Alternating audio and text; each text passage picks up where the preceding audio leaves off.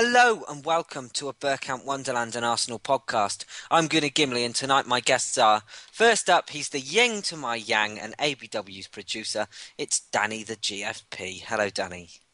I'm not happy, Gimli. Why?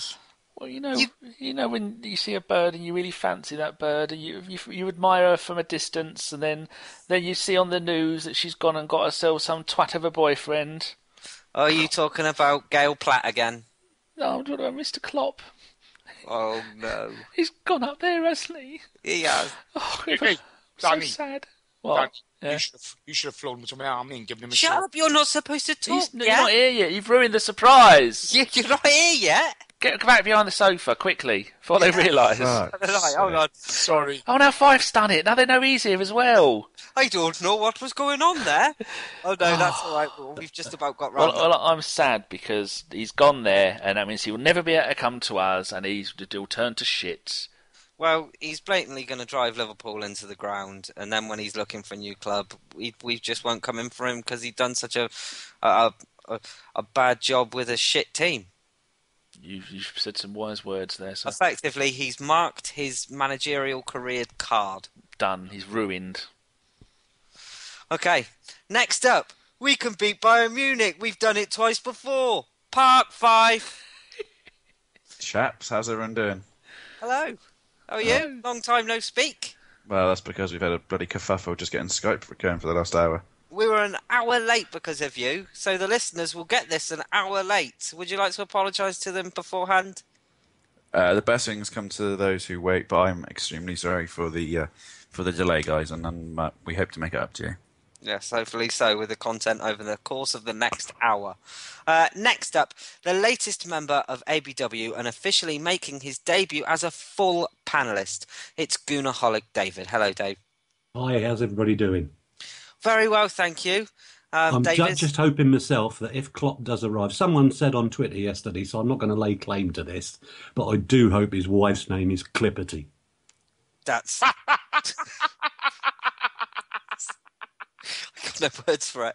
It's almost as bad as that one that someone put in the WhatsApp group with that Korean woman who won some kind, I think she's Korean or Japanese, and her name is Tu Yu. So when they sing happy birthday to her, Oh, she no. won. I think she Excellent. won a Booker Prize or humanitarian prize or something. So it's TOOYOU. So happy birthday to you. No, right. And finally, from one holic to another, it's the Welsh wonder, Jason Davis. Hello, Jason. Oi, oi. Welsh Justice? No need. No? Delivered it a couple of weeks ago on a Saturday. Epic. Hey. Yeah, what's what? So you've taken that time to talk about it now, have you? Well, I've been on since, have I? Happy days. Do. Bit disappointing all round, but never mind. Hey, not being funny. We beat Man United. Okay. Wales are through to the quarterfinals of the World Cup. Happy days.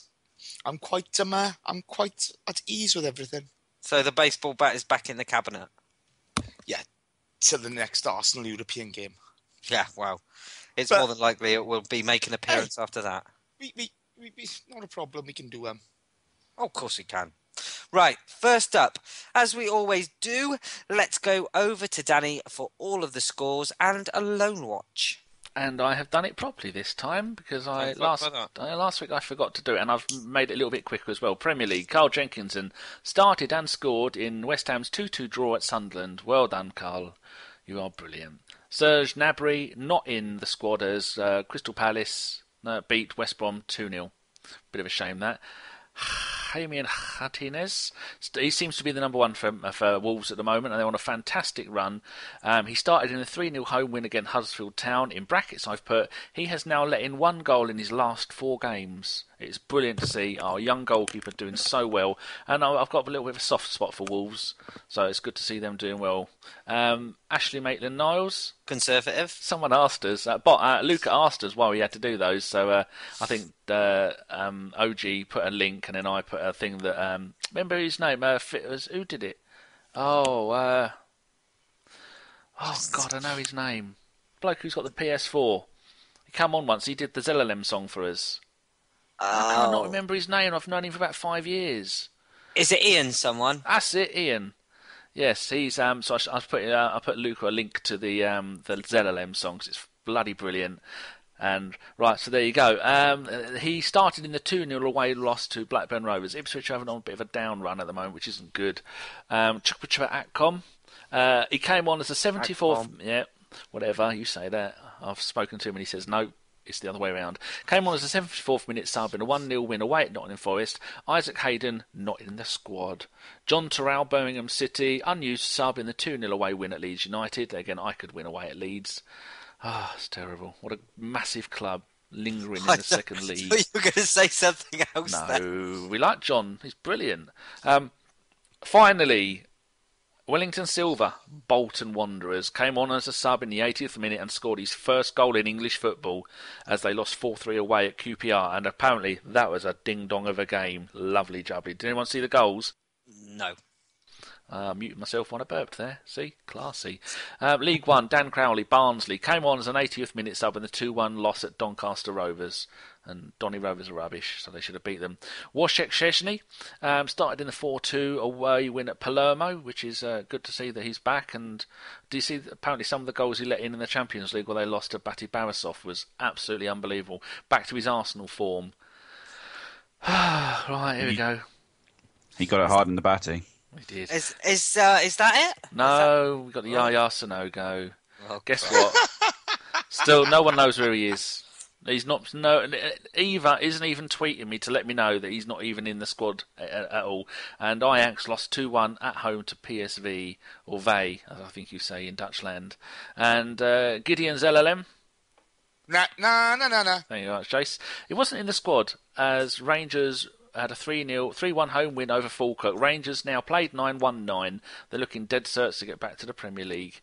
As they call it Premier? I'm sure they do. The under-18s, 0-0 at Swansea. The next home game is against Leicester this Saturday. We're now 5th in the league. The under-21s, their next game is the 30th of October at home to West Brom. We're currently top of the league with a game in hand. We haven't played for about 3 weeks, so I'm not sure what's going on with all that lot. And the final game of the ladies' season, we beat Birmingham ladies 1-0 at home. Goal from Pablos Sanchon. We finished 3rd in the league, which is pretty good because Chelsea and Man City have bought the league. Man City won it last year, Chelsea won it this year, so the season's now over. Our next game is on Sunday against Birmingham again in the Women's Cup semi-final, and it says here junior gunners and an accompanying guardian can go to the game for free. So best go to arsenal.com and then have a look at that to try and get information if you want to go. Go along, support our ladies because we should beat Birmingham, and then we'll be through to the final and we'll probably win it for about the 100th time. But, yeah, finishing 3rd in a league that is dominated by 3 teams with money, which is pretty good. And after all that, I've just got the questions, Mr. Gimli, so I'm all done. Wonderful. And I hope for later in the show, Sanchez watch and an Ozil watch. I have got them bookmarked, yes. The pages are open. Stuff. So, okay, just the one match to talk about this week, and what a one it turned out to be. Andrew, let's have your analysis on Arsenal against Manchester United at the Emirates Stadium. Sure. Well, what an honour it is to open up the musings tonight after such a rip-roaring performance. I thought it was probably the best I've seen Arsenal play in many a long time, if not the best I've seen them play all calendar year, even though it's been a great year for us. It was the atmosphere before the game was completely electric. After the game was electric. The fans, the reception to that performance. I think I've been quite positive that morning on Twitter, saying there's a lot of negativity. People were quite worried about not having Koscielny, but let's remember, Arsenal won the league at Old Trafford without Thierry Henry, without Dennis Bergkamp up front, and Gabriel was really starting to settle in the team now. And I think there was just you could see that there was a belief in the team right from the off. They had to go out there and they had to send a message. Because it was the first potential big win of the season. For whatever reason, I know we dropped points against Liverpool and Chelsea, and both of them, you could point to the ref, and there was obviously the catastrophe midweek, and you could see, in Arsene Wenger's press conference last Friday when he's threatening to walk out. Albeit at an awful question, you can see how frustrated Wenger was after the calamity from Ospina against Olympiacos, and so they had to go out there and make a statement. I wasn't expecting them to bang in 3 goals within 17 minutes, but my God, did they send shivers down the Onlooking United fans' spines? Obviously, it was good to see Sanchez picking himself back up. I think he's been suffering slightly from a poor run of form, and especially he's looked quite knackered. So for the team to go out there and go out there with such an oomph, I think it could have gone the same way as the home game against Man U last year, where we had an abundance of chances and we couldn't put any of them away. I think we should have been 5 or 6-0 up at half time last year. And Jack Wilshere missed a sitter, Chamberlain missed a sitter, and we went in and we were nervous, and then we got hit twice on the break by Man U. Whereas this time, we took our chances early, we sucker punched Man United, and then we kind of in the first half, and then in the second half we just sat deep and basically said, come on and have a go if you think you're hard enough, and we put in an absolutely sublime defensive performance. So we went from being absolutely rip-roaring, knocking the stuffing out of them within the first 20 minutes. Sanchez electric, Ozil was finding, balls left, right and centre. And I think Ramsey had a much better game than people giving him down for. He was quite creative on the right. He should have done much better with the opportunity he had, but he still, had a perfect amount of, I think his pass completion was 93%. He was getting into the game. Coquelin again was excellent as usual, and then the unsung hero for me was Santi Cazorla in the middle, and we just tore them apart. And then in the second half, we sat deep, we allowed Man United, we invited them to have to give us some pressure. Even in the second half of the first half, we allowed them to we invited them to give us some pressure, and they couldn't break us down. And, you look at how good Bellerin was. They had to sub Depay off at first, and in the first half. I think that's obviously something else that's just brilliant, because we've always been quite prone to a defensive clangor, and we usually drop a bollock in these big games. But this time we were solid and we were resolute, and we were well worthy of the 3 points. Yeah, that's a absolutely smashing analysis from you, Andrew. And we'll try and pick apart that now. We'll go through the goals. And Jace, first of all, I'd like you to talk us through Alexis Sanchez, the first goal, and that flick at the near post. Sublime. I think the first thing that comes to my mind when I see that is, did Thierry Henry do one? But before that, probably the most famous like that is Gianfranco Zola, isn't it? To be fair, it sort of smacks of the Cruyff turn, doesn't it? Yeah. It was just it was superb build-up play. The ball from Ramsey through to Ozil was just fabulous. And I echo what Andrew just said. I thought Cazorla was great on Sunday, and I've been waiting to say that for a long time. I thought he was superb, and I thought Ramsey had a hand in 2 goals, but he threaded that ball through for Ozil, and you can see the pass from Ozil to him. He's looking for the return. Lovely pass, and great desire and commitment from Alexis Sanchez, and such a cool finish. It truly was a thing of beauty. I'm just watching it again as we speak, and we showed real endeavour, but unlike so many of the recent games, especially in Europe we've played, we played as a team. We played as a team for the whole game. We defended as a team. We attacked a team, and to a man. Whereas they deserved slating for Olympiacos. They deserve great credit, but you just watch Sanchez. I hate to say Henry-esque, but he's playing with that pomp at the moment. He's showing the desire to get in there, and he's not afraid to try that sort of that back flick. And it was just superb. It was just fantastic. De Gea's got no chance. It's left the United defence shell shocked, and it's fabulous to watch. But just so proud of them, because we knew they had this in them. We knew they had it in them. But recently they've been bloody awful at times. But it was great to see every player on the pitch express themselves, and I think that goal summed it up. It was a thing of pure quality. And like you said, I completely agree. Whereas many times this season we've seen individuals, that particular game we actually saw a team performance. And David, I'll come to you next. United were 1-0 down. Arsenal's tails were up, and up pops Mesut Ozil. and all of a sudden we're 2-0 up in the space of a minute. United just couldn't cope with that. And could you talk us through the goal? My overriding memory of it is that the little tricky movements around the edge of the box, Ramsey finding it on the left-hand side, just sliding it back in, and the finish from Ozil, he just passed it into the corner of the net. There was no blast. He didn't thump it. He just placed it perfectly in the corner. De Gea never had a chance.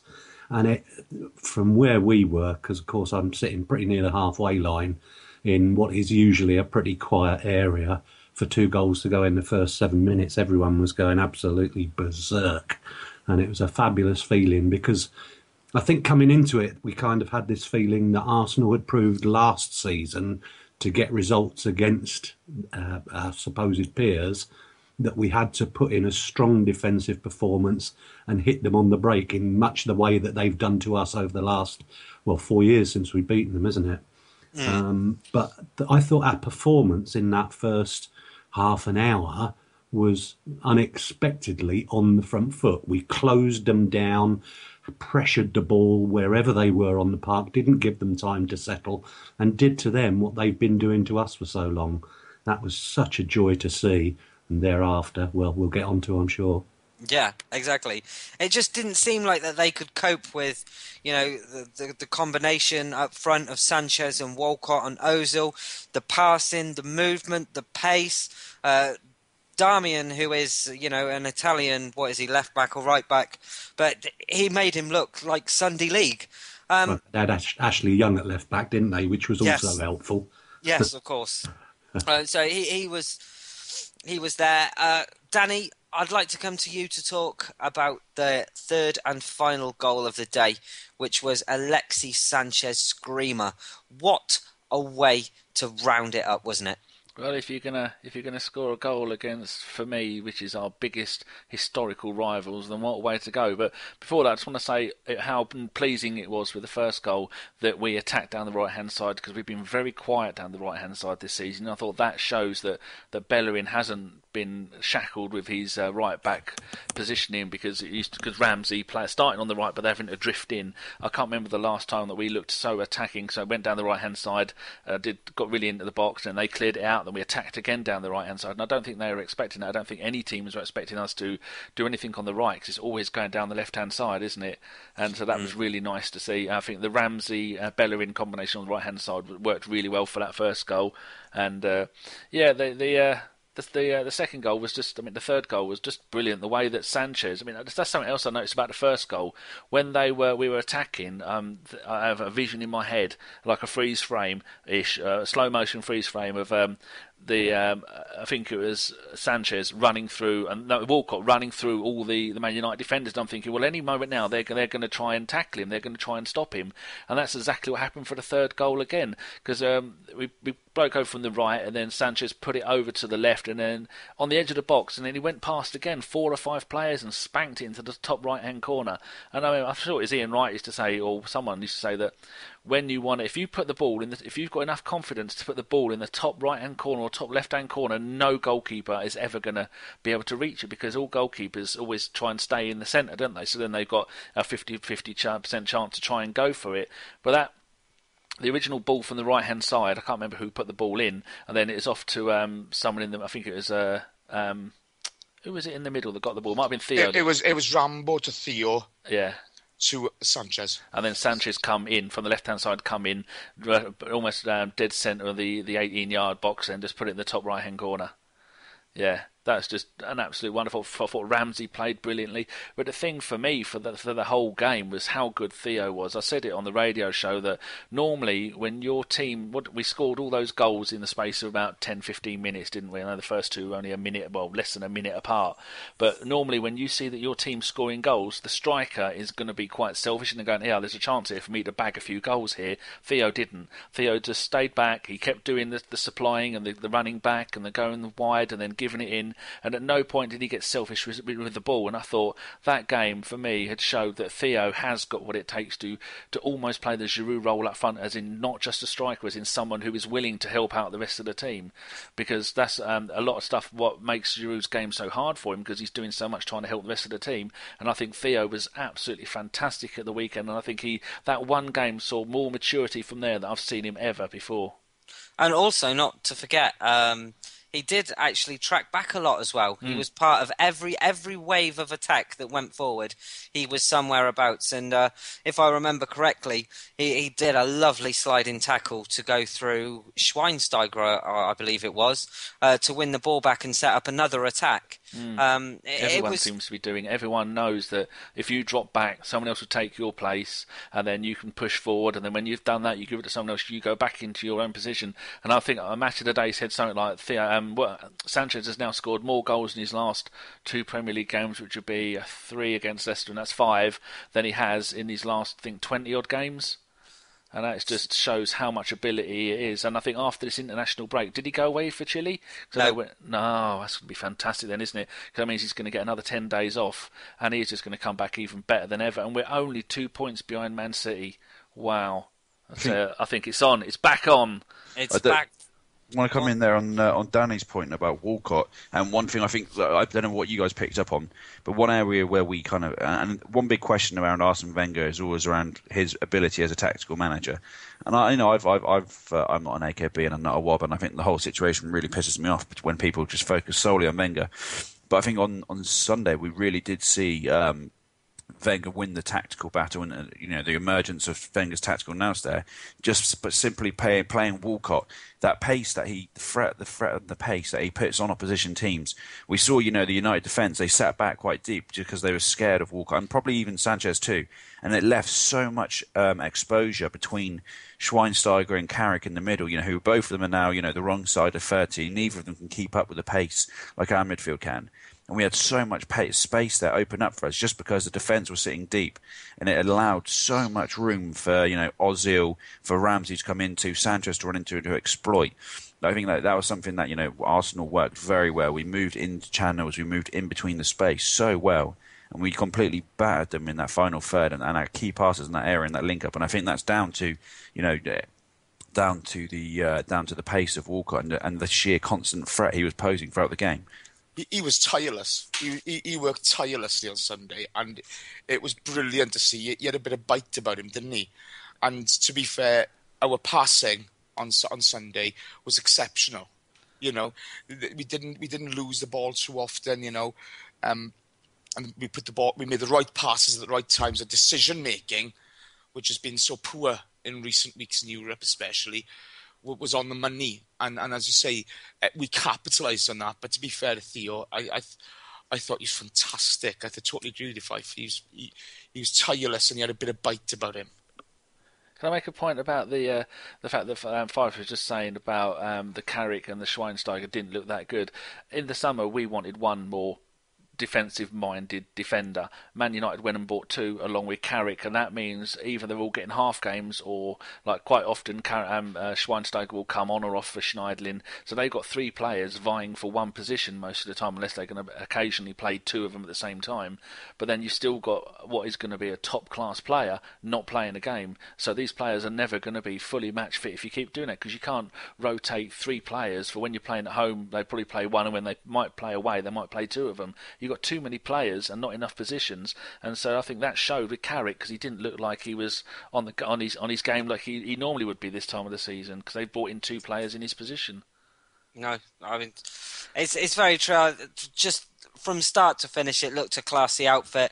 We were 3-0 up in 20 minutes, but Arsenal still had a job to do, didn't they, Andrew? And what a job they did. I mean, Petr Cech came in with a couple of decent saves just before half-time. Just how crucial was that for Arsenal to come in at 3-0 at half-time? Yeah, no, I think the side went into the half just absolutely buzzing, and you could see they're brimming with confidence as well. I think Arsenal of old, let's look back at that time when we were 4-0 up at half-time against Newcastle away. Newcastle pulled 1 goal back just before the half. Just after the start of the second half, And I think I remember then, realising this game's probably going to end up in a draw or a loss. And there's been so many times as an Arsenal fan where we could have been 2 or 3 up, and as soon as the opposition get one back, you just think, Jesus, here we go again. And we would have crumbled. But for us to go in, now we can sit deep. In Gabriel, we've got a very accomplished defender. It's fascinating to see actually the emergence of him as a player. Not sure if many people are aware. I think they are. But he was actually bought on the basis, he wasn't particularly scouted much by Arsenal. He was picked up. We bought a data analytics company about 2 or 3 summers ago for a couple of £1 million, and it just analyses the statistics of players across Europe constantly analysing them, and it's got algorithms which look for specific patterns in players.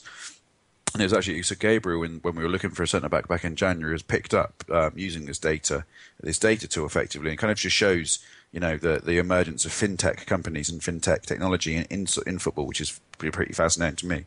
But, for him to come in, a guy who'd never spoke English before moving, he'd only played a short period of time in Villarreal, so he's not even been that acclimatised to Europe. To come in now and be such a stalwart in that back line, it didn't matter whether he had Koscielny next to him, it didn't matter whether he had Mertesacker next to him, it doesn't matter whether he's got Gibbs playing next to him or Bayer, and he's a settled. I know obviously he had his spout Costa, but you feel like he's a settled, experienced member of that team now. Which seems quite a strange thing to say, given he wasn't even a first choice defender 4 or 5 games ago. He's just such a calming influence, and so as you alluded to, Peter Cech. For all of the dominance we had against Man U, they still managed to create, 1 or 2 chances, as you expect from any good side. And Czech's calming influence at the back, the way he took that save just before the end of the first half, the balls he was plucking out the air. If you compare and contrast that, with the way the defence reacted to the Ospina mistake, bless him, it's just such chalk and cheese in that team. And there's just so much more. There was such an assured performance from them, and it was magnificent to see them. And I think even if we did concede 1, I don't think we would have crumbled or fell away like previous Arsenal sides potentially, and more often than not did. We just looked so in control, and it's just so brilliant to see that we're now evolving into that team we need to be. And I think that we should also talk about the fact that many people have said that this game has brought back memories of how Arsenal used to play. David, did you see any of the Arsenal of old in this performance?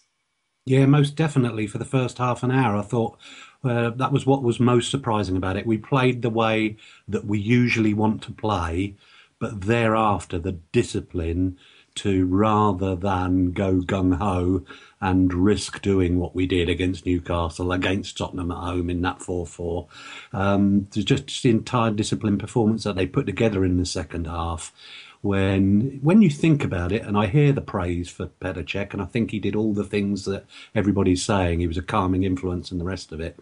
But he basically had 2 saves to make. He had the one in the first half from Martial, and the second one when Schweinsteiger got his arm rather than the ball, and he made that save in the second half. Both of those, I think, absolutely crucial, because, if they'd got one, then you got the feeling there would have been a bit of confidence flying back into United, and we wouldn't have been able to come out again, or not without making changes. Because the other thing about it was the last 15 minutes, when we did bring on Alex Oxlade-Chamberlain, when we did bring on Olivier Giroud, both of those very nearly got a 4th goal for us. And we suddenly got on the front foot again for the last 15 minutes, which was a great way of closing the game out as well. And I wonder if it suggests that maybe we were fitter, more up for it. Was the fact that United had a day less to prepare, does that make any difference these days? I don't know, but certainly we were well worth that win. We were on top throughout. Yes. Oh, just something else I wanted to, because I'm like Fife was saying, I'm neither Arsenal in or Arsenal out. I'm praising when he does well, criticising when he does badly, but I wouldn't be able to do better myself. I think it was a stroke of genius and tactical brilliance that the second half to go, no, we're defending. I mean, that whole game, we got 40% possession in the whole game. Now, considering how much possession we had in the first half, I haven't seen the stats, but possession in the second half must have been about 20%, 20-80 to them. Because if we got 40 overall for the entire game, then that's absolute genius by Wenger and the team to go, we're 3-0 up, we're keeping this, we're not attacking anymore, and just hold the game. And it was really good. You know, the last time we beat them 3-0 in the Premier League was in 20th of September 1998. And that's just after we beat them 3-0 in the Charity Shield. That's how long we've gone since we've had a decent win against them like that. Absolutely I do think stunning. we had our chances, though, in the second half. I mean, Ox was very unlucky when he hit the bar. Giroud came on, like David said. He had a chance as well. Probably should have scored from it. I mean, I had that game probably as, say, 6 or 7-0. If you're talking about it in logic terms, I mean, we were that good, weren't we, Jason? Yeah, we were. Echoing what the other boys have said, really, you know, we showed real composure when we didn't have the ball. We played better without the ball than we did with the ball, if you know what I mean. And we were fantastic with the ball. But our defending, instead of the shambles that was Olympiacos, we showed real composure, good decision-making. If somebody did give the ball away or made a mistake, somebody else came in and covered. I thought, you know, Fife mentioned Gabriel, and after the shambles that was his Chelsea game, to come back in to such another high-profile game, he showed real quality and class to, you know, to not let the Chelsea game bother him. He got over it, he got on with it. And, you know, I've been waiting to say this about this Arsenal team all season. We were brilliant. We were brilliant without the ball. You know, Per Mertesacker gets a bad rap from a lot of people. He was great on Sunday. He was superb. Bellerin looked like the player from last season again, which was lovely to see. Monreal, steady as ever. Coughlin, fantastic. I thought he had a really, really great game.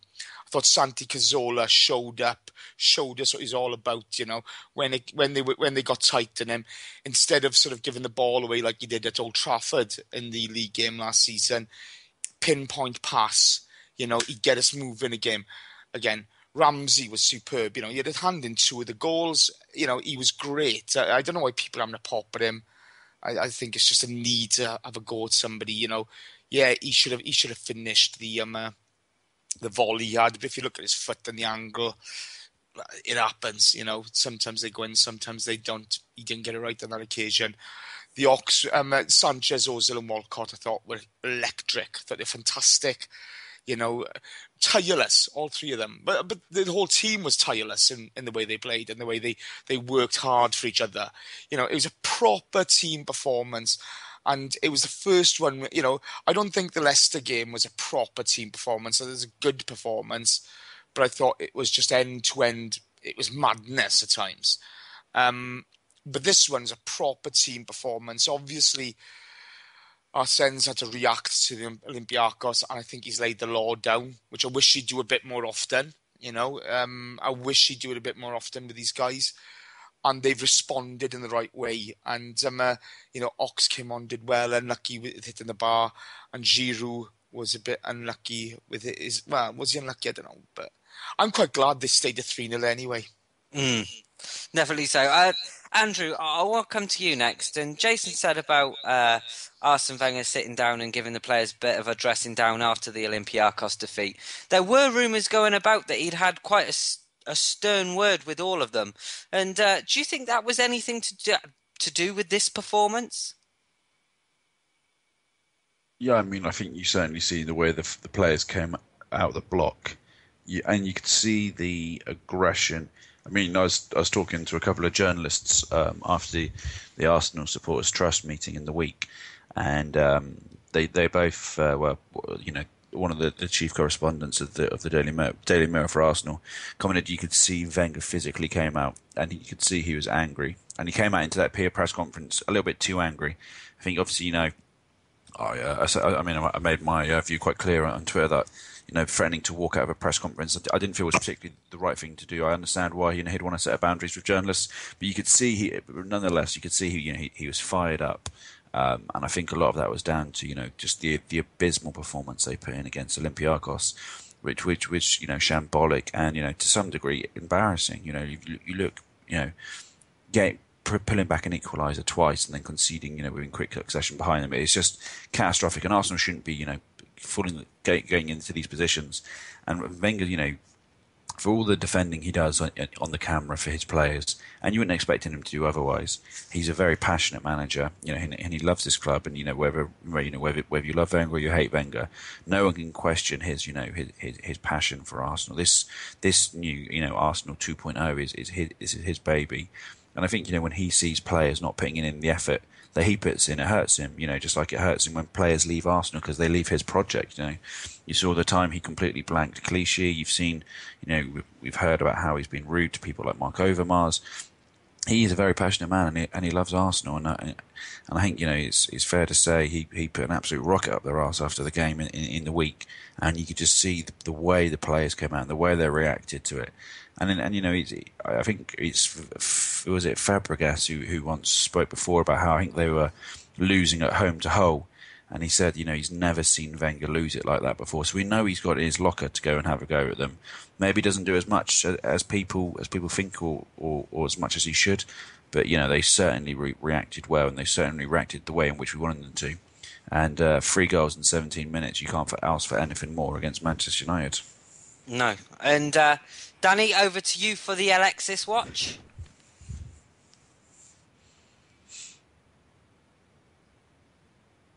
You fucking idiot, Danny. He's fucking eating. I'll tell you what, I've just sneezed, and I think I had some wheeze come out. Oh dear. I don't know what, I think I'm getting old, sorry. Well done to Ashley Maitland-Niles tonight, scored a goal for the under-19s. Yeah, he certainly did. Right, now, where is it? I've got it in this window here, not head-to-head. This one is there. Sanchez watch. He got a rating of 9.61. And he's 26 years old. No, that's not really. Total shots, he had 3 shots, all on target. Possession, you're not interested. That pass success rate, 73%. Northern Ireland 3-0 up. They're off to the championships. It was 1 tackles, 4 corners. So that's the most important thing from him is the 73% possession and pass success rate. And then you go to Mesut, who got an average rating of 8.8, which is brilliant. 4 shots as well, and a pass success rate of 82%. And they were both absolutely superb. Ozil got Sanchez got man of the match, obviously, with 9.6. Absolutely stunning. And my favourite point from the game, I was making notes during the game, and I put that in, what minute was it? The 38th minute. Tackle of the millennium from Theo Walcott, FIFA 16-esque in the rain, where he slid half the length of the pitch, took the ball off him and then carried on going. I thought that was absolutely stunning. Brilliant. That's that bit on the own. Apart from the goals, that was my favourite part of the game. Yeah, it was a fantastic tackle. So it's lovely to see Ozil and Sanchez ticking together, and I think those two, with like Jace was saying, Ramsey had probably his best game of the season, and I think that's finally beginning to work, starting on the right. Well, not on the right, is he? But the format says he's on the formation says he's on the right, drifting in, doing his job, coming back out again. So his combination with Bellerin is brilliant, and those front 4, I think they're all clicking at the same time. And if we can beat the team that was second in the league 3-0 comfortably like that, Rick, like you were saying earlier, it could have been more. I think we've got some brilliant games coming up. Hopefully they'll come back from international break fully fit. Yeah, definitely so. David, after that game, people were all of a sudden talking about Arsenal maybe challenging for the title again. Is that something you can get behind? A guarded yes, because as everybody said, that's kind of the first that we've seen of that Arsenal this season, and we understand it's a reaction to what Arsenal probably said to them after the Olympiacos match. As I said in the blog that I did on Monday, that they've got to now find consistency, and we know they're capable of going on a run. And the last couple of seasons, they've put together sort of 20-odd matches now. That's what they've got to do again now. Build on the Manchester United win. Go and build that run of wins that's going to include, hopefully, at least one of the matches against Bayern Munich, so that Europe's not dead. But also in order to make sure that Manchester City don't pull away from us at the top. And it's becoming, if we do go on a run, then Manchester City at home is going to be a part of that run. And even though it's now going to be on the Monday night before Christmas, which we may or may not talk about later, If we can be unbeaten till then, what's that? That's probably about 8, 9, 10 games away. That puts us very much in contention. And as long as we're in contention, that's enough for us in the first half of the season. Definitely so. So that's a question then that I'm going to chuck to everybody. And Andrew, I will come to you next. Title challengers? I think that if we put together, I mean, if you look at us, can you write Chelsea out of it just yet? They're only 8 points behind, probably, and so that logically leaves us, it leaves Manchester United and it leaves Man City, and then let's not write off completely the Klopp factor at Liverpool, but realistically, I think if you look at us, you look at Man U, you look at Man City, we've all got very strong squads. We've all got, fantastic players. Man City are probably slightly ahead in that regard, and they're definitely going to be the bookies' favourites. And, if I was a money man, that's where I put my money. But all three teams are inconsistent, and we all have this ability to drop a bollock, in the most random places. We could be away at Stoke and lose 2-0. We could be away at Newcastle and draw. But I do think that if one of those three clubs could put together, as Gunaholic, says, if we can put together, a bit of form and a run of consistency, then I don't see why we can't win the league. Is it anyone's? Is it up for grabs? It's up for the team, who can grind out those results. And I think, if you look at our next 8 to 10 home games, there's no reason why we can't have a good dominant position on the Premier League going into the Christmas period, and we can really capitalise on that. So, I do think that, whilst I don't think we're the favourites, and I think Man City should be, considered the biggest threat, and the bookies' favourites, I wouldn't write Arsenal off completely. And as you say, we are the kind of team who can put together a good run. We've conceded the fewest number of goals in this calendar year, and have subsequently won them, the most number of games. So we can take that kind of form into next year. Then we've got as good a chance as any. Yeah, very true. Jace? Yeah, of course you can win the league. Of course. Slightly different to Fife. I think Chelsea aren't out of it. They get too much quality in that squad to write them off. Who knows what's going on there? But I wouldn't write them off. You've got to take that squad seriously. Man City may be favourites of the bookies. And yes, I still wish we'd have added a couple of players in the summer. I'm not going to change my mind on that. But, we do have a talented squad of players. We couldn't carry on the way we'd started the season, even though, we've only lost 2 games in the league. The two European performances have been horrendous and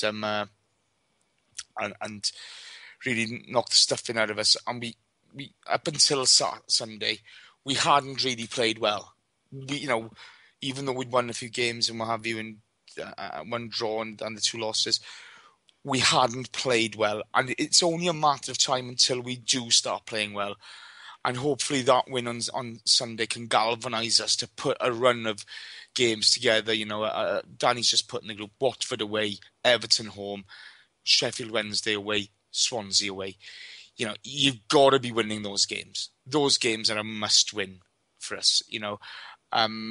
But if we can get to that Man City game, as Dave is saying, and win that, that we'll be right there at the end of the season. Then there's no ifs or buts. People will be scared of us.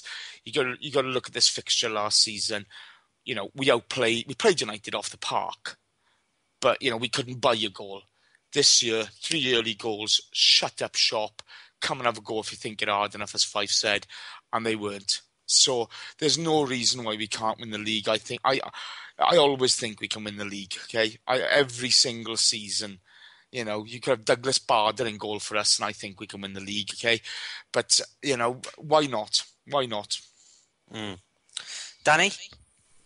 I think we can. One thing I will confidently predict, if you look at our 2 main rivals at the moment, Man City and Man United, Man City's next game at home to Bournemouth should be okay. Then it's the Manchester derby, and then so I think that's going to be a tricky game for both of them, because when in derbies, teams always up their rate. And then after that, they're at home to Norwich, and then they're away at Villa. Then after that, they're playing at what will be a resurgence Liverpool, because you watch Liverpool go under Klopp straight away. They're going to be a so much improved team. And then Man United's next few games: away at Everton, Manchester Derby, and then away at fourth in the league, Crystal Palace. So I think Man United have got it up against them for that, and I think we've got a real decent run coming up, because like Jason just read out those games that we've got coming up. Then after that we've got the North London Derby at home. That's an easy 3-pointer as usual. Then we're away at West Brom, who are an average team at the moment. Then we're away at Norwich, and then we're at home to Sunderland, which will be a 10-goal slobber knocker, all in our favour. Then we're away at Villa, and then the next hard game is the 21st of December at home to Man City. So most of that run in between, I think we can win every single one of those. And our only bogey team is Swansea, and they're having a dire time of it at the moment. So I think we're on to be at the top again by maybe around Christmas. Just if Man City, because at the moment they've got no Yaya and no I always forget the captain's name, centre back, Belgian bloke, Company. Those two are both out, and if Aguero gets a knock, which he is very prone to doing, with no Aguero, Man City look ordinary. I know with De Bruyne in midfield they look great, but was that a penalty? No. So I think we've got good things coming, and as long as the team play like they did, and the Wenger does alter his tactics, if we go 1 or 2 goals up, then try and hold it. So I'm quite looking forward to it. Yeah, very well said, Andrew.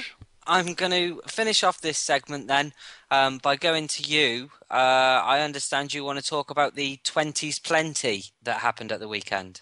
So before the game, there was a movement put together. So fans, Arsenal fans across the different memberships. So there's a representation there from the Arsenal Supporters Trust, from the Black Scarf Movement, and from Red Action. And the Arsenal fans rallied together with the Man United fans, which was very pleasing to see. That it was a double act, and it was the fans getting together, and it wasn't just Arsenal or Man U. Fans across the country on Saturday were demonstrating against the risible pricing structure in and the greed in football these days. And there was a campaign named 20s Plenty with regards to the pricing of away tickets, to try and find some kind of justice and equality of pricing in football. With mad soaring TV revenues, broadcast ticket revenue, commercial deals. The need for clubs to generate revenue from tickets is becoming less of a dependency.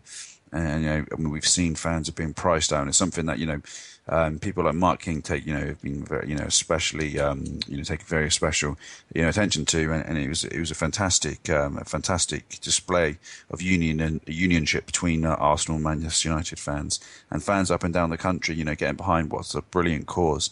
We should be, using our power as fans to try and our fan pressure to try and lobby clubs like Arsenal, who have, 340 million pounds worth of revenue, and to unite with other clubs, to bring down these extortionate ticket prices, and to bring it back into what is, a community sport and something for all fans, not just for select few. And it was a great display, and I hope we see more and more action being taken by fan groups up and down the country to lobby the FA and football teams and to pressure them so we can get fans back into the grounds, and we don't, we're not pricing out young fans constantly as well.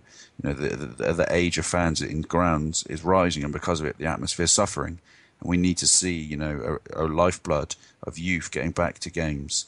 And I think, this is a great initiative, and we need to see more of it, and we need to see action and response from clubs. Very well said.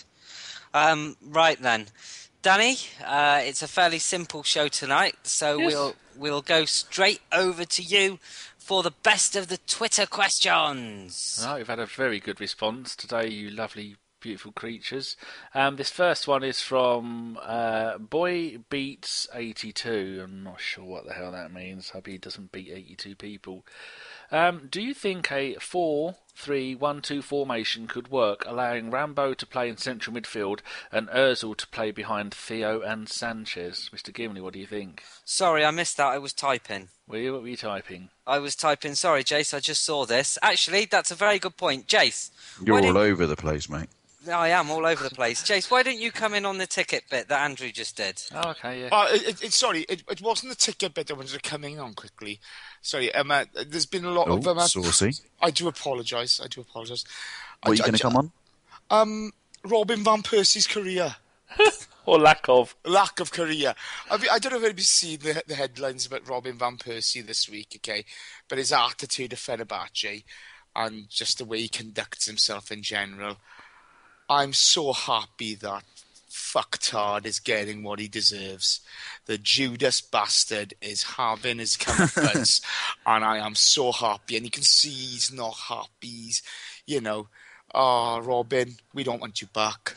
Jace, did you see the training routine? Yeah. He was doing, and literally, you couldn't see anyone look more disinterested in football than what Robin van Persie did. He literally punted the ball like a pissed-off schoolchild. He was it's brilliant. I thought he was going to say, "It's my ball. I'm taking it home." It was a thing of beauty.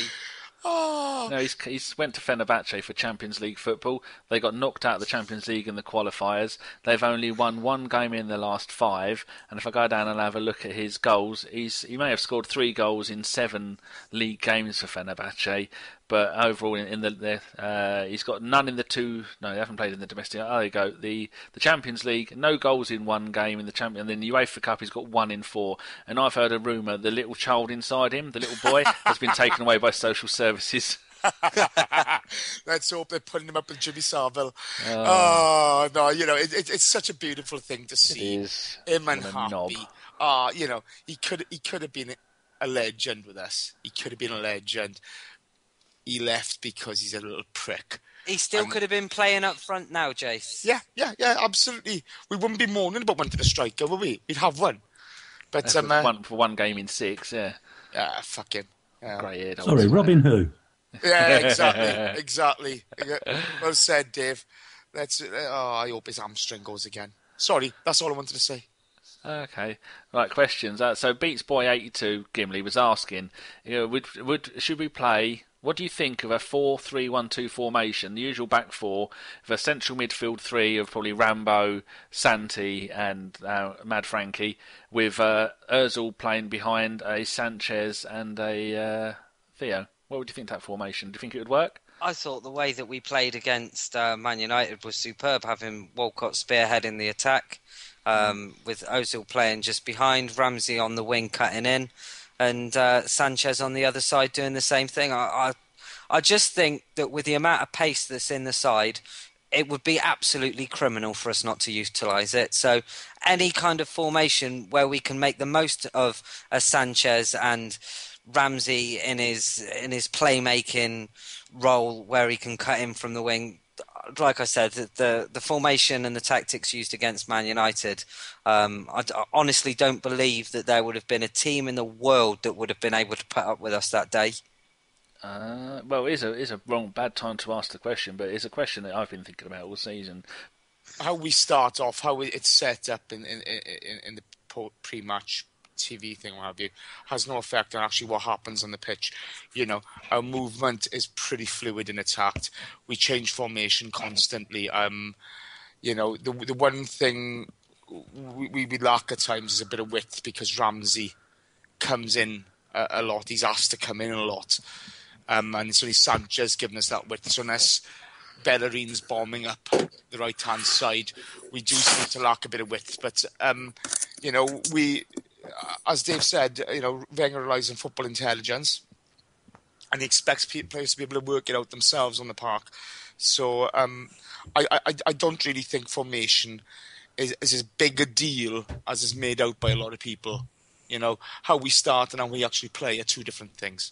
Perhaps, although did you notice, in the second half when we did have that more defensive attitude, and when we did, decide that we were going to, release possession and let Man U attack us, Ramsey moves into the middle and Ozil quite clearly moves out onto the right wing before he's subbed. You can see that Wenger's not scared, to mix it up, to change the style, change the shape. And one thing that's levelled at Wenger quite often is a lack of in-game management. Whatever that means. I don't know if that's people who pause the game playing Football Manager, to change the area which their player needs to sprint in.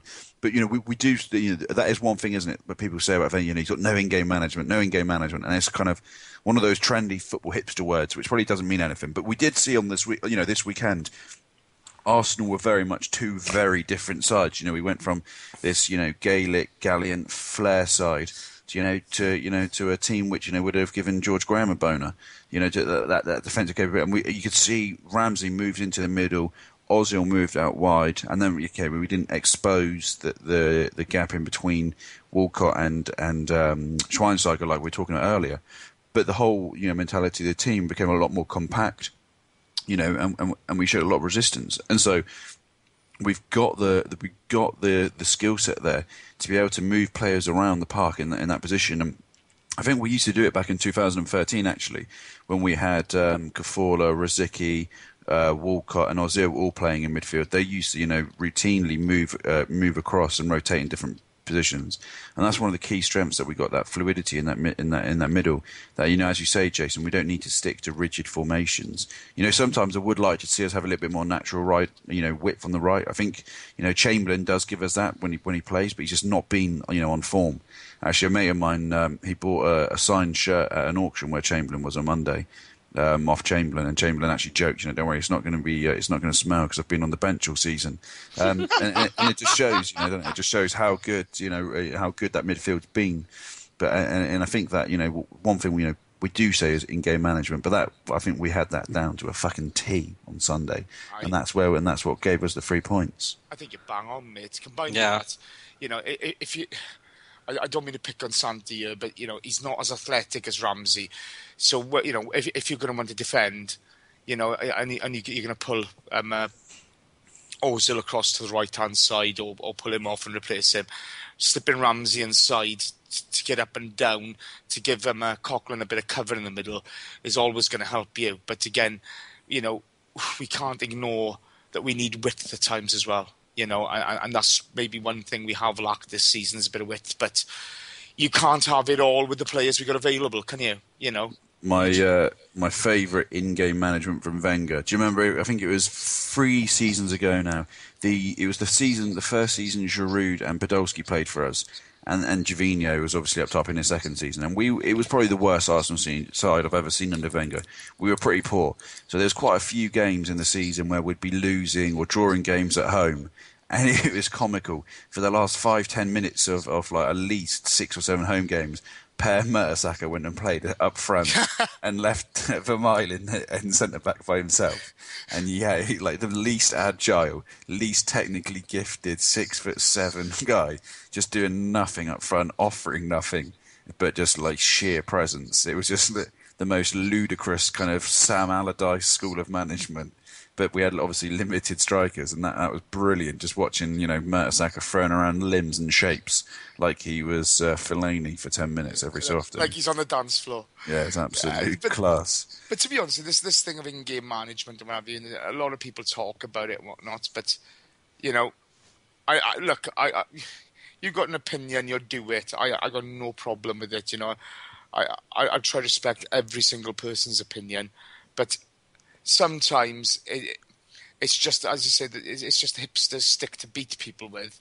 And when you actually look at these people's credentials as to what are they actually talking about, when you scratch the surface, there's absolutely no depth to their argument whatsoever a lot of the time. So, I take everything with a pinch of salt nowadays. There's so much bollocks being spoken out there.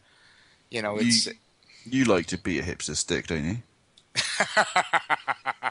Only yours, darling, only yours. Let's move on, sweetheart. Yeah, Holly, do you want to have another go at saying what you were saying? See if we can hear you this time. Well, how's that? So far, so good. This is the attack of the Daleks. I'll go and cut that last bit out. Don't worry. I am a Dalek. No, I can't go through that again. No. No, I think I kind of completed the point anyway. No, I'm going to go and cut it out. Oh, okay. Yeah. Okay. Now they'll be wondering what I've cut out, so I might cut that bit out and use it as an extra. But yes, start again with your answer. For me, I've got to say, I like the question, but I think it's a fluidity of formation that we have allows for that anyway. And I think Aaron Ramsey sometimes makes that happen because he has a habit of cutting in, of running down the channels from what we would call 50 years ago the right half position to the inside right position.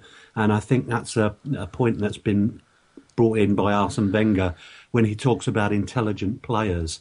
He means that he expects the players to be able to adapt to the conditions of the game as it's going on and as they see fit to change the formation. I think we do it very well. I think we do it better than anybody when it works. And against Manchester United, it certainly worked. But good question. Very good.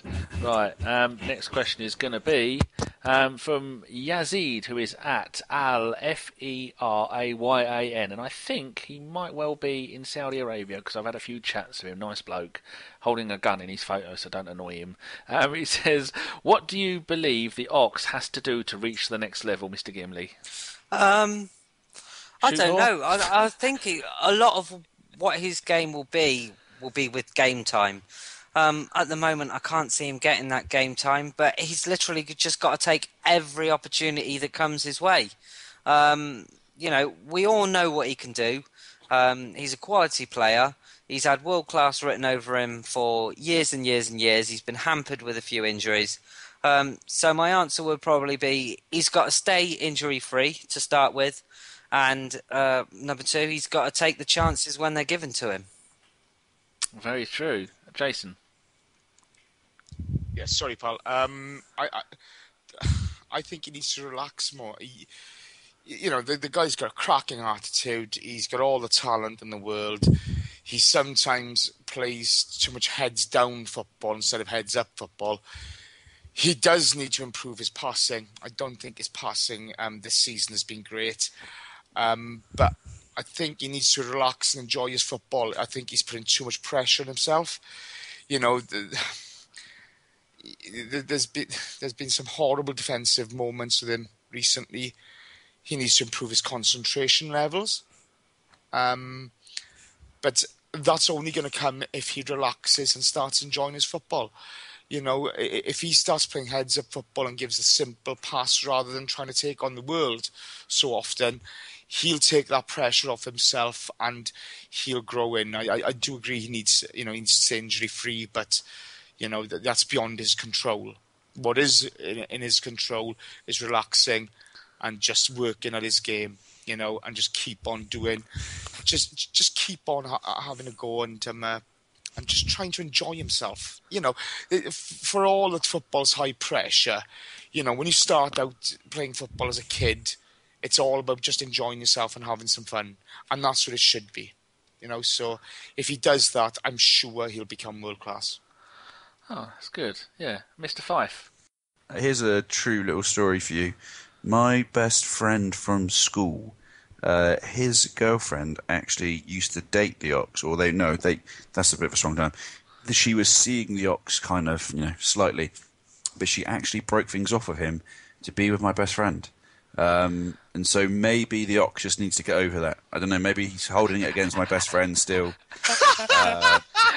You will not hear a tenuous link like that on any show in the world. That's brilliant. That's actually true. He needs to get over himself. He needs to fucking get on with it.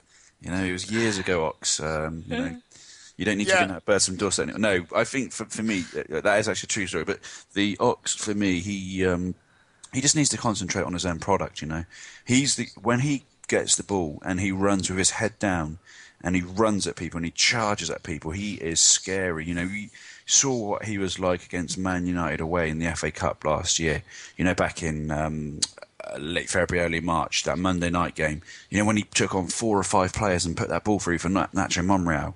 And that's the kind of player we've got, and then a couple of years ago against Bayern Munich at home, he was scary.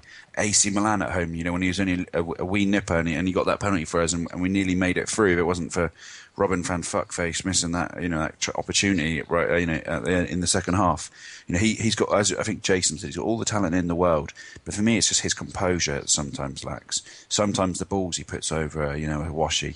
Sometimes he's holding the ball for too long in his own half, trying to do silly stunts on the edge of his own area, little things like that, and I'm sure he's still a young player and he's still got a lot to learn, and that's kind of things you think, Wenger will work with him and try and iron out of his game, because the raw talent he has, for me he shows a lot more raw talent than what Theo did at that age. Theo used to leverage his pace a lot before he kind of developed what I'd consider to be a football brain. Who am I to judge? But anyway, this is just my 10 penneth. Whereas Ox, you think he's got a very good understanding of the game. His father was obviously a good football player, and you can see it's in him. I think he just he needs to go back to basics somewhat. Keep running at players, keep doing what he does good, and have a little bit more confidence in himself, in his end product, the way he moves the ball, and then just cut out some of the silly shit in our half. And as I say, get over the fact that my best friend's girlfriend left him for my best friend. It's time to move on now. Just concentrate on the football. Dry your eyes up, mate. Dry your eyes, mate. Something about that. Yeah. Before I go on, music. But to be fair, I heard he was a bloody good laugh. He was at a golf charity day with a few other celebrities and some brokers and some traders on Monday, and apparently he's a really nice kid, really down to earth, and he's full of banter. So good on him. Good ambassador to Arsenal Football Club, I say. I know you want to make us see how much this pain hurts. Before I move on to Goonaholic's answer on Ox. this, just a quick update on the scores. Republic of Ireland 1, Germany 0. Yes. Northern Ireland 3, Greece 1. And Scotland 2, Poland 1. Come on, you lot. Get in there. So this means Northern Ireland are through to their first final since Mexico 86. And as Republic of Ireland and Scotland are both in the same group, still it's very, very close at the top. Germany will have 18, Poland will have 17, Ireland will have 18, and Scotland will have 14. So it's all very close, important stuff. Mr. Goonaholic, any thoughts on the Ox situation? As Glenn Hoddle might call it. Kind of synonymous with the team as a whole. His issue, for me, is his consistency. There's the Ox that has been just spoken about there, who was outstanding in moments in games in Europe. If you go back this season, the way we started off in the Community Shield, his goal winning it, he looked every inch an Arsenal player. He's had a couple of games since where he's not been able to keep possession for himself, for the club, of the ball. So he needs to work on his distribution. It's one of those things where he needs games to build his confidence. Where is he going to get games at the moment? When the injuries hit, he'll get a run. He's got to make the most of that then. Very good. Much like when Gimli asks questions, he doesn't usually answer them himself. But this one, I've got my answer on this, which I don't usually bother with. But I think if you look back at every youngster to come through the club, they've all had extended loan periods, whether it be a month, 6 months, sometimes 2 or 3 loans. At the moment, we've got 11 players out on loan.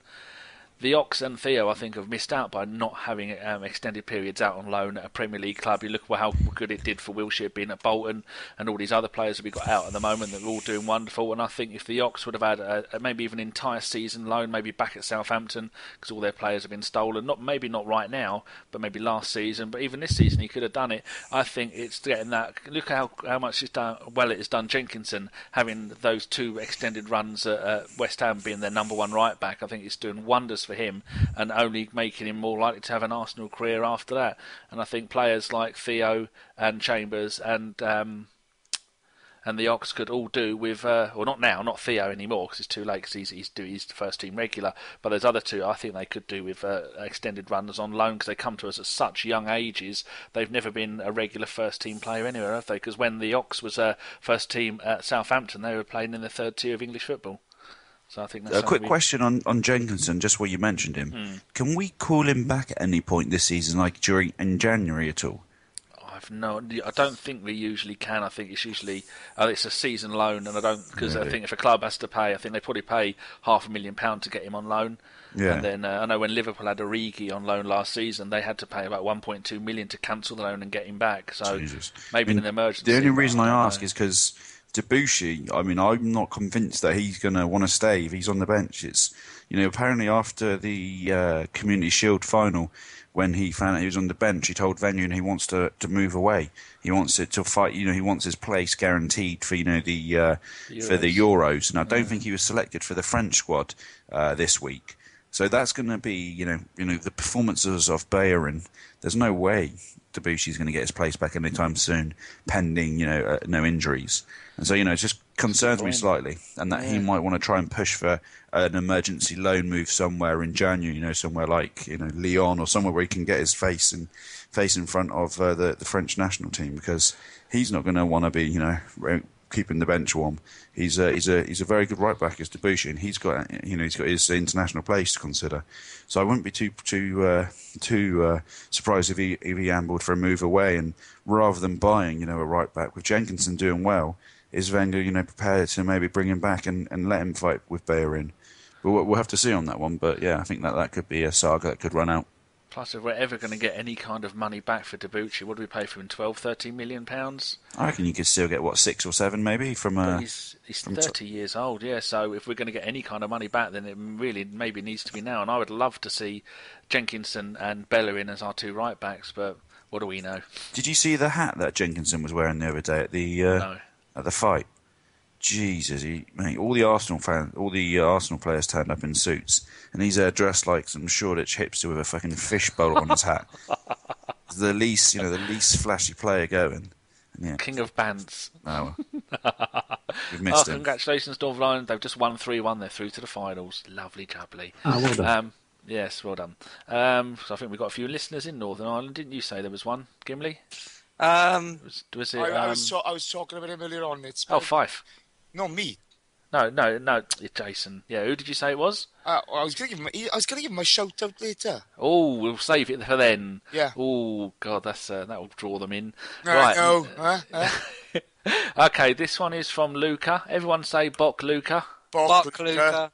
There you go. Keep our Croatian fans listening and happy, both of them. Actually, I think there's 3 now. Right, this is a Klopp question. With Klopp coming in, do you see Liverpool breaking into the top 4? If so, who falls out? By the way, great lineup tonight. Oh, he always slips in with a cheeky little. In all fairness, he did think that Dom was going to be on. Oh, well, there you go. It's ruined.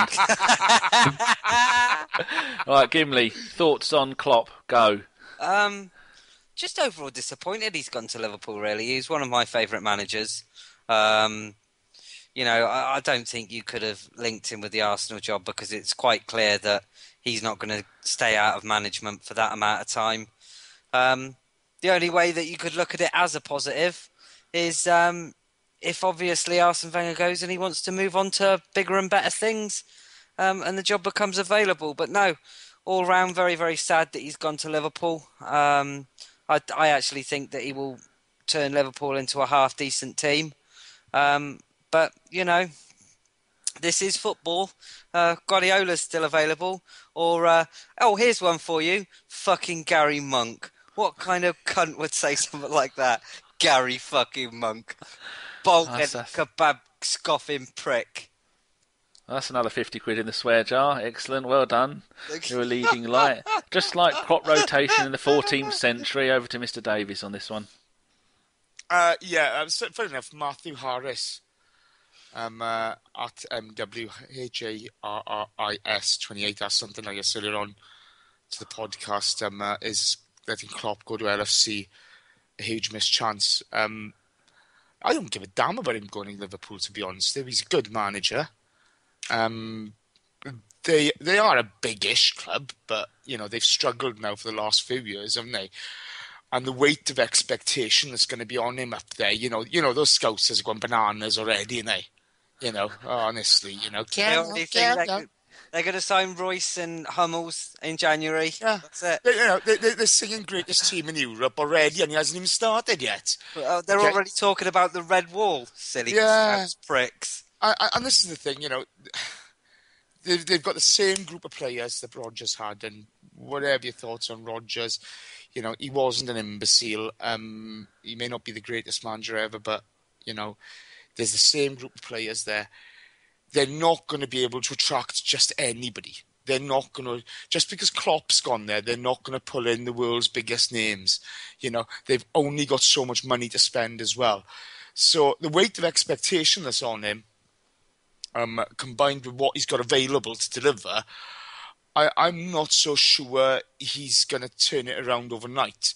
It may be a longer term process for him than that. And then again, it may not work out for him at all there. Because remember, not every manager works out at every club. Sometimes it just doesn't work out for people. But I couldn't give a shit. Can you loosen your girdle a little bit, Mr. Davies? Because Scotland has conceded the 94th minute equaliser off the post, across the front of the goal, and they slid in and put it in. Shit. I know, Jason's gutted. Oh, dear. Come on, Ireland. We're in this first minute of injury time. Lovely. Mr. Fife, any wise words on the Kloppmeister? Yeah, just my little thing is actually more of a little gripe about just the reaction from Arsenal fans to it. It's kind of almost embarrassing in my eyes, and it's not just the kind of the pro and for, but as we kind of both said earlier, Danny, the whole kind of sphere of Arsenal Twitter now has got such to the point where it's just dominated by Arsene Wenger, and people aren't even talking about Arsenal anymore. It's not even. It's like the House of Commons where you've got the Labour Party on one side and the Tories. I read your tweets about that. You got your Tories on the other, and they don't make any sense. It's just so partisan. You just say an argument or back an argument because that's what the whip's told you to. So the chief AKB or the chief WOB has told you, that's what you got to think. And I don't get why people just lose their logic and make everything about Arsene Wenger. It's a random football story. Liverpool sign a good manager, shock horror. Shit. Okay, so I'm pro Wenger. Fuck, I best now start slagging Klopp off to defend Wenger. Actually, no, I'm anti Wenger, so I must make out that Klopp's the best manager in the world, and we've missed out on winning the Champions League. And it's just utterly ludicrous and boring that people can't have just a normal, sensible conversation about football or healthy debate. It doesn't have to. We don't have to all get on and agree. That's not what I want. But it's just so pathetic and sad that every single topic of football, and obviously mostly Arsenal, people have two divided camps, and that they're going to take the same view because of the way it reflects on Arsene Wenger. And, deep down, I think Arsene Wenger probably welcomes Klopp to the Premier League. He probably wants the competition. He probably thrives on having, good managers to pit his wits against. And I think it's an excellent acquisition for Liverpool. And I don't say that out of any kind of pro or anti-bias towards Wenger. I think it's a great coup for them. He's a good manager who's got a solid reputation. He took a very, he took Dortmund from a team that were, massively in debt. And he had to sell off their best players, and he took them, from that club to one of the most exciting teams. And remember, let's not forget the performances they put in against Bayern Munich, against Real Madrid, where they absolutely smashed them. He's created players. He likes attacking football, and he's a passionate man who I think will fit in the club. And the Liverpool fans, they're going crazy and bananas, and good on them. They've just hired, one of the best managers in Europe. I think, if we look at recent appointments, Liverpool have made it in years gone by. We were slightly dubious that they'd be able to pull this one out of the hat. He's gone to a club where he's not got, the best players around him. FSG, I was told actually on Monday, told Rodgers in the summer that if he was going to buy players, they had to be under the age of 24 under, apart from Milner, who they got for free. So he's going with a board which could put restrictions on him, but he's going to bring something special to the Premier League, and it's great to see that. I don't necessarily want Liverpool to go on and win the league, but I think it's great for us and great for punters. And good on them. Liverpool are a sleeping giant. They're a huge club. They're like Arsenal. Arsenal, Man U, Liverpool. We're the three. We're the three biggest clubs in England, and we, all three of us should have the expectations that we're going to challenge for the league. And it'd be great to see Liverpool a bit of competition back, and good luck to him. I think he's a great manager, and I think he's going to do well at that club. And I hope that from as a football fan, as opposed to an Arsenal fan, I hope they give him some time to try and build something there. So I think he's got it in him too. I am quite worried, and I do fear that he's what he can do there if they give him the resources and they give him the time that he'll need to bring them back round. I think the end music to this podcast should definitely be "You'll Never Walk Alone." No chance. Ireland have won 1-0, beat Germany. Fantastic well done, display. Ireland. That's brilliant. My mother will be half naked, pissed up, standing on the kitchen table, banging her shillelagh on the walls. Come on, mother. What's her phone number? 0898 1886. One fact that on the Guardian podcast, which is backing up what you said about Rodgers, Kenny Dalglish, one of the most famous Liverpool managers ever in the history of everness, had Suarez at Liverpool for one season. Didn't do much with him. The next season under Brendan Rodgers, look what they went and did. Yeah, it's one of those things. But I think it went in that order, or was Roy Hodgson between those two? He was on the Guardian podcast. Go and listen to Hodgson it. was between them. But Oh yeah. but There you go. I think Fife's right. Arsenal Twitter's gone so fucking toxic at the moment. It is. It's shit. I'm hardly on there nowadays. I can't be arsed at all. No. After we lose, I've got people tweeting me, "Oh, how can you defend Wenger now?" And it's like, hold up, I'm not defending anybody, fella. Just praising him Yeah, like bugger when off. he does well. Yeah. Well, I saw Fife got a bit of grief the other day of people. I'm just thinking, well, hold up, yeah, you don't like it when you get grief, so roll your fucking neck in. There's no need for it because, I'm not blowing sunshine up Andrew's arse here, Blowing sunshine. blowing smoke up his arse, sorry. Thank you very much. You can if you want. right. I don't. Go on. He'll have both. But, he always gives Bite an honest alive. opinion. No, but he always gives an honest opinion. And all of a sudden, these fucking morons jump on it as if to say, oh, you're anti-this, you're anti-that. No, he's not. He's pro-Arsenal. It's not about Arsene Wenger. It's about the Arsenal Football Club. And people need to get over them fucking selves. Brilliant. Sick of them, bunch of Very wise. twats. Mr. Goonaholic, go on, lay down some truths, Well, as they say in the hood. first of all, well said, Andrew, and very, very well put about Arsenal Twitter. It's like society in general; the extremes are to the fore at the moment. But we'll leave that there because I think Jay's just dealt with it very well indeed. In terms of Klopp, I think the issue with that isn't Klopp, but it's Liverpool. It's what he's inheriting. And you just mentioned the reason why Rodgers isn't there anymore. Suarez, they've never replaced him. They haven't got anybody who can replace the goals that he scored for them. And I'm kind of Klopp, I can imagine energising the players that are there, but I don't think they've got the goals in them to be a top four side. Be interesting to see if they can buy a goal scorer in January when we failed in the summer. But that kind of is absolutely crucial for them. I wish him a little bit of luck. I wish us more. I think he's going to love playing with players like Coutinho, though. He's going to get the most out of him. That's his sort of player, and if he can convince him to stay and build a team around him, I think they're going to look in a couple of years' time quite strong. I concur with Coutinho, but he's not going to score you 30 goals a season. He won't stay either. I think he'll be the next big one to leave. But also, you got to remember, last season Rodgers was virtually forced to play Gerrard every game.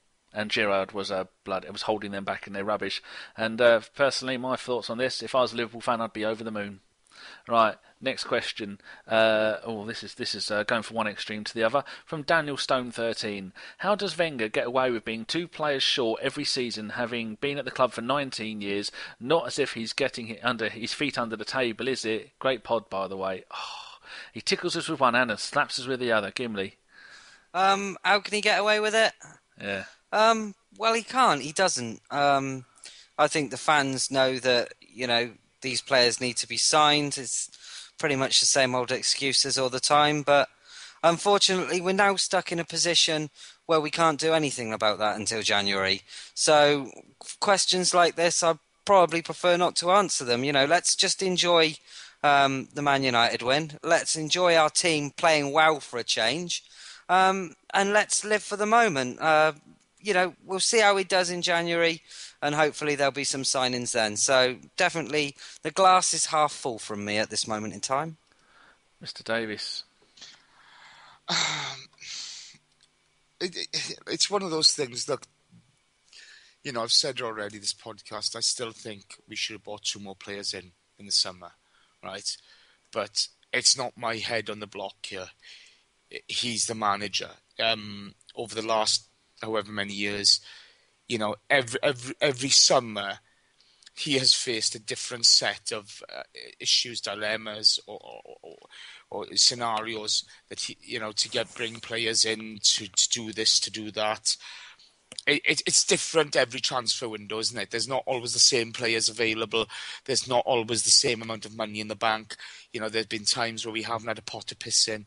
There are times like now where we got plenty of money rolling about. You can't just generalise it.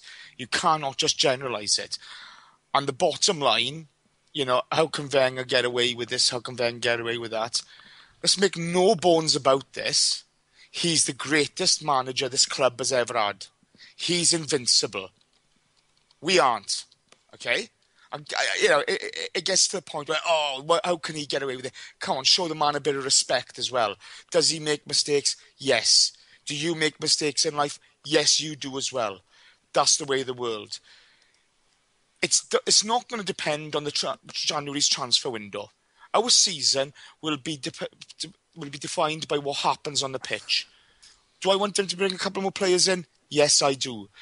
But, he has seen this club through some of the biggest changes we've ever been through with the new stadium, etc. Okay? We've never finished below fourth. How many other Arsenal managers can say that? 20 years he's been there.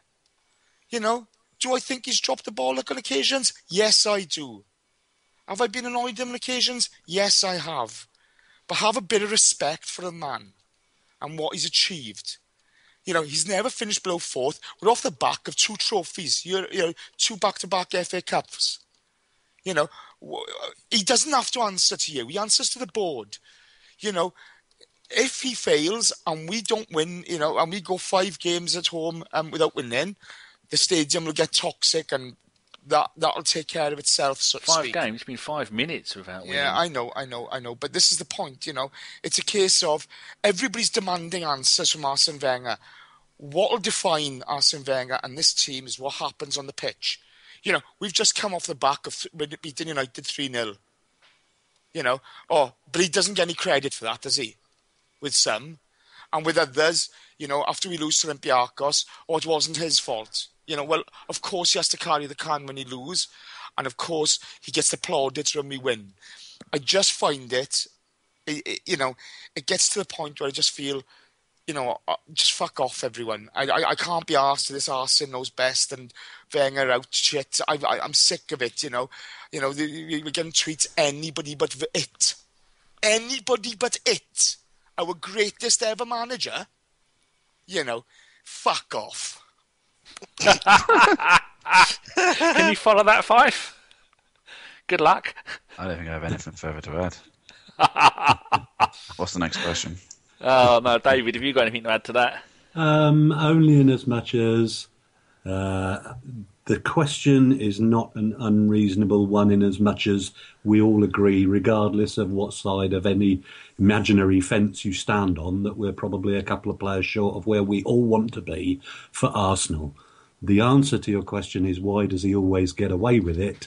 He's not getting away with anything because he is responsible to...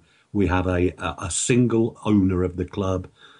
He has a CEO who's in situ day to day. Both of those are happy and satisfied with what Arsene's doing. And as long as they are, then we can moan and gripe and bitch all we like. He ain't going anywhere. Right. Thank you very much. Did you want to say something, Andrew? No, sorry, I was just texting my box. I'm getting loads of messages coming through. I'm just a Luddite. Let's move on. This is embarrassing. We've had a few other decent questions as well. One from A96OAE. We've already answered that about the title challenge.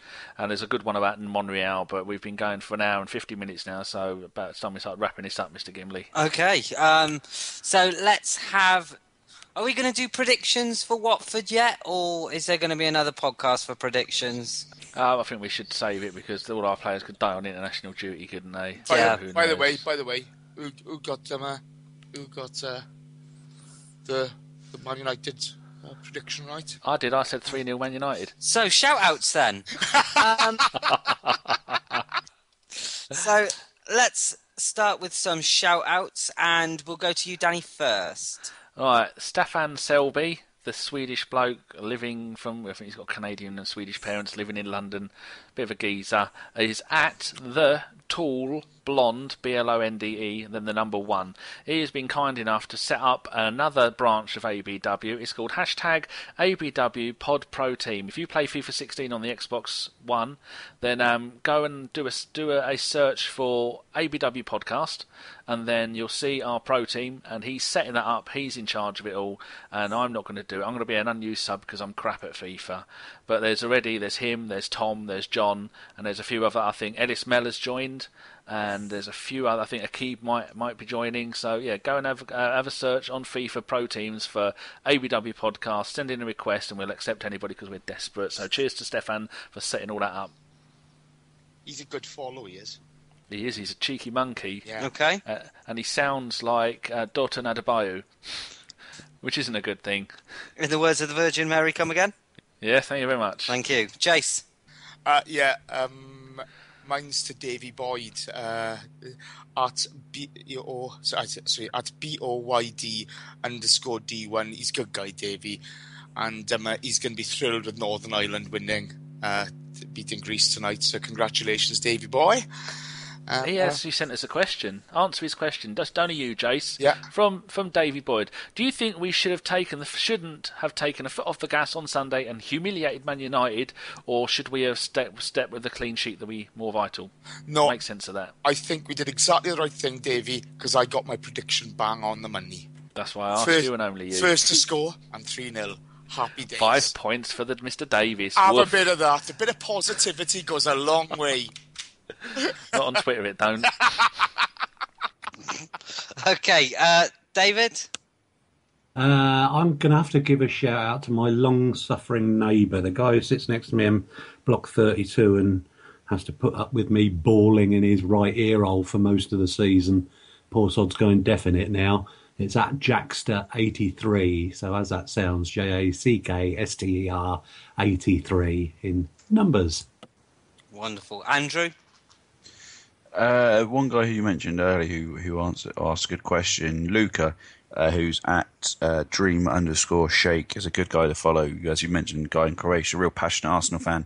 He's one of the guys I like to interact with just because he's good person to have a conversation with, enjoys discussing football, doesn't get drawn into the silly wob AKB shit, and that's what I like to see. Also, big shout out to Stan Kroenke ahead of the AGM, which is going to be next week. I'll be there and I'll try and live tweet as much of the AGM as possible. So hopefully, Stan, if you're listening, you'll turn up this time and you'll give us something interesting to write about. Yeah, hopefully so. Will you be asking questions about his concerns? I may have submitted a question or two to the board, yes. If he doesn't answer them, set Raj on him, he'll mess him up. Yeah, no, Mark King's also going to turn up, so if it gets nasty, I'll stand behind Mark and let him do the... Did you trouble. At the demonstration on Sunday? It was my dad's birthday, so I was desperate to go get a couple of pints before the game and take my old man for a few pints. But Mark insisted the demonstration started at 2 for some reason, even though the game didn't kick off till 4. So I went and bought us all tinnies, and we subsequently got told off for drinking tinnies in the street in Islington. Some of it was brilliant. So because it was my dad's birthday, I got him this scarf from Gant. Just because my mum threw another one out the other day because it was tang and he wasn't happy. So my dad's stood there holding up this 20s plenty, pro-working class sign with one hand, and in the other hand he's holding a Gant shopping bag. I wanted someone to get a snap of it. And then there was another scene where I think BBC Africa or someone are trying to get a TV interview with Mark. And he obviously, it's a bit of a protest, so you don't want to look like you're a hooligan or anything. But I'm there trying to give him a tinny in his hand outside the grounds as he's being recorded. It was brilliant. What colour corduroys was Mark wearing? Were they red or green? I can't remember what he did, but he had on a lilac T-shirt. Oh, lilac. He loves Lovely. lilac. Classic King. He's got purple trainers, he's got purple... He's a rainbow of happiness. Oh, hipster king. But yeah, no, he did a fantastic job in getting the fans out there. So another shout out to Mark in all seriousness. He's very passionate about the game and about Arsenal fans, and it's great to see. And so I'll be there with Mark at the AGM on the 15th. Try and tweet as much as I can without being too disrespectful. But yeah, if fists start to throw down, I'll be duly stood behind the You will hold his coat. hooligan. Yeah, his parka. Oh, no. His yellow parka you're holding, try and get the blood off it. Will he be Fantastic. wearing his Dr. Martin boots? And that's why we changed the podcast avatar, the Highbury Inn, and my own one. All changed it to the 20s Plenty logo because we support it fully. Yes, we do. Sorry, Jim. Quick shout out to Dom. Oh, don't. Now he's taken the show over already, isn't he? Yeah, at Osguna49. He should have been on tonight. Dom, I miss you, bro. Where are you? He's hiding in some woman's closet. Went to her husband leave. And the worst bit is he hasn't even got internet, so he won't be able to listen. Oh, good. Say what you want then. Fuck off, Dom. Never rated him anyway. You're going to get smashed by the Welsh next Seriously, week, eh? that dog that I Right, named don't after say that. him, what a prick. Judge him in May, boys. Judge him in May. My two shout-outs this week go to at RobJC and at NDavis95. Both correctly guessed that my favourite ever podcast has been Rob Beckett. So well done to them, and go and give them a follow. Is Rob coming back? He is going to come back, yes. Are you going to tell the listeners who followed our account the other day? Was it Ian, right. Ian, right. Oh yeah. 'Cause If you want Ian Wright to come on, everybody go and tweet him. It's at Ian Wright, I think it's 8, is it? Yeah. And go and tweet him and say to him, please come on the podcast, because we all love you. And 'cause I personally think he's better than Henri. Me and Kate tapped him up at the San Marino game last year, and he said keep pestering him and he will get round to it, he will come on. So that's one. If we keep pestering him, you'll hear Ian Wright on this show. Yes. All that's left then is to thank my wonderful panellists. Park Fife Andrew, David, Jason and Danny. Thank you so much for joining me. It's been a pleasure. Thank Thank you. you very much for having me. Wonderful. I can't tell you who's back next week because I don't know myself. We've got plans, maybe. We have plans. Maybe a live interactive quiz. Jesus. Yeah. It's going to be good. It'll be organised properly. None of that looking on like Liam did, bless his socks, where he'd gone and looked at a website from 10 years ago and most of the questions were wrong.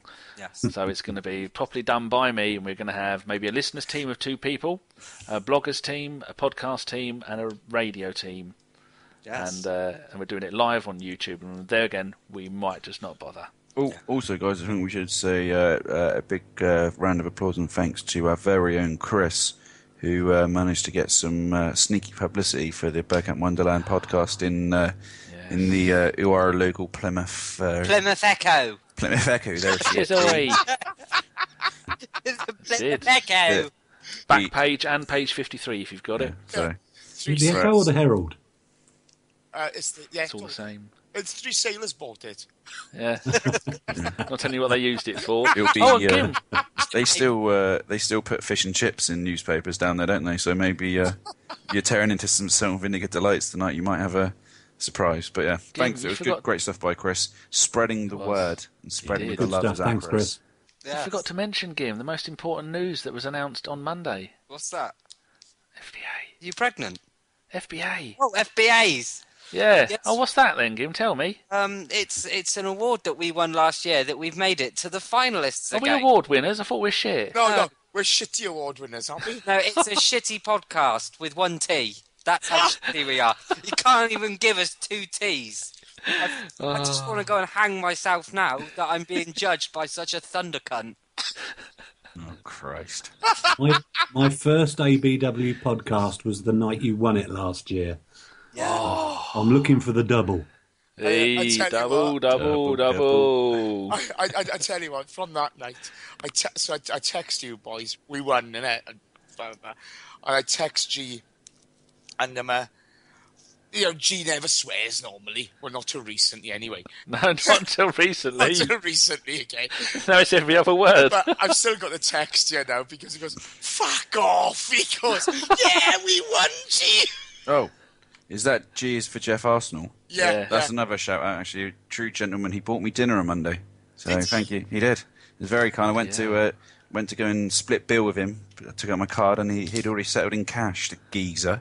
He paid him in gold. He whipped out a gold bar and gave him a lick. It Yeah, but still now- cost him now a I- reach around. Now I'm in Jeff's debt. I feel slightly worried. Bet the Jeff, if you're listening, I haven't got any food organised for the Everton game. Oh, You know he's going to buy you dinner now, just because that's the kind of guy he is. Oh, lovely Jeff. Right, we're waffling. yes. I think it's time that I say those words. Yeah, talk about Yeah. FBAs more. You say them. Oh, no. FBAs, go and vote for us. It will be a pinned tweet on all of the accounts. So go and give us a vote. If you've already voted and we've told you that you can't vote again, now you can. It's a new round. We're finalists. Do it for the Arsenal. We're the only Arsenal podcast in our category.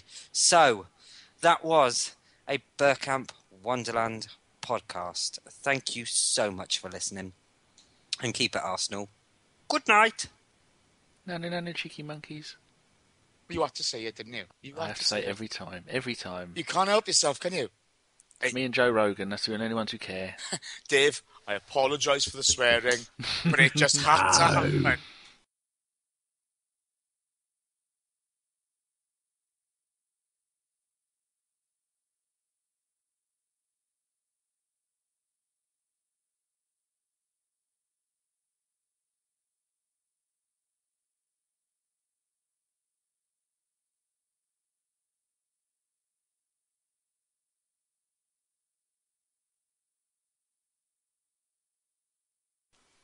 All right.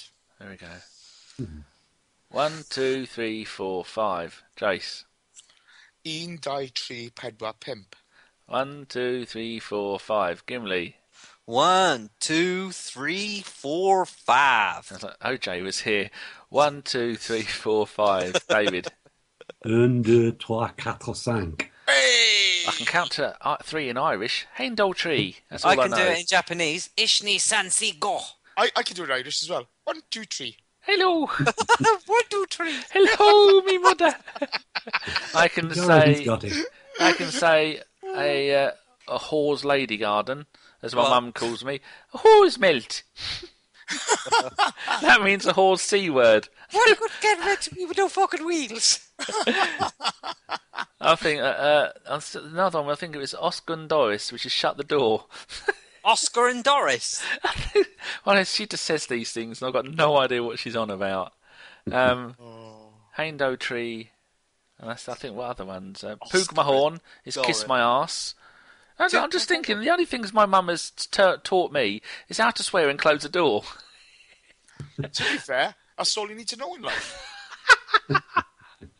What does yaki da mean? 'Cause I heard someone say it the other day. Is it hello? Yeah, basically, it's good day. Which, to be honest with you, isn't said an awful lot in Wales because it never is. And have you found out where the shops are yet? Canoli Dreff.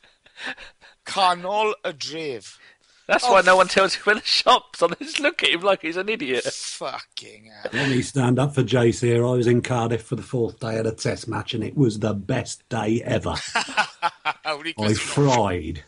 I tell you what. Hey! Is he there? Right, guys. Yeah. Can you add a new? Just add a new Skype account. contact. Yeah.